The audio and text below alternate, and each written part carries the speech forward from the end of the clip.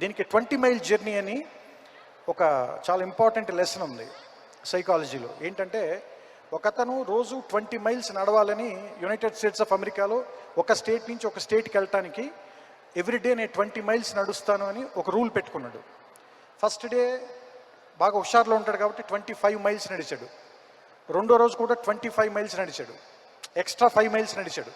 So 50 miles అయింది. Third day కొంచెం బద్దకించి నిన్న మొన్న కలిపి 10 మైల్స్ ఆల్రెడీ కవర్ చేశాను కదా అని ఆ రోజు 10 మైల్సే నడిచాడు. ఆ తర్వాత రోజు 8 మైల్స్ నడిచాడు. ఏమనుకున్నాడంటే రేపు కవర్ చేసేద్దాంలే దీన్ని అనుకున్నాడు. ఫోర్త్ డేకి వెళ్ళేసరికి 5 మైల్సే నడిచాడు. ఆ నెక్స్ట్ 2 డేస్లో కవర్ చేద్దామని అనుకున్నాడు. ఎప్పటికీ కవర్ చేయలేకపోయాడు. తర్వాత ఆపేశాడు, నెక్స్ట్ స్టార్ట్ చేశాడు. ఫస్ట్ డే 20 మైల్స్ నడిచాడు. 21st మైల్ నడిచి ఓపుకున్నా ఆపేశాడు. సెకండ్ డే 20 మైల్సే నడిచాడు. థర్డ్ డే 20 మైల్సే నడిచాడు. ఇట్స్ ఫిజికల్గా మనకి మజిల్ ఎలా ఉంటుందో ఎక్సర్సైజ్ చేయడానికి మెంటల్ మజిల్ కూడా మీరు అలవాటు చేయాలి. సో దానికి డిసిప్లిన్ ఒక్కటే మార్గం.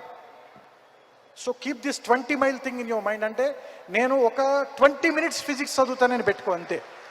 21st మినిట్ కూడా చదవద్దు. Stop at 20 minutes only. Don't go for 21st minute. Even though you are interested, stop there and wait for the next day to come. Then see what will happen.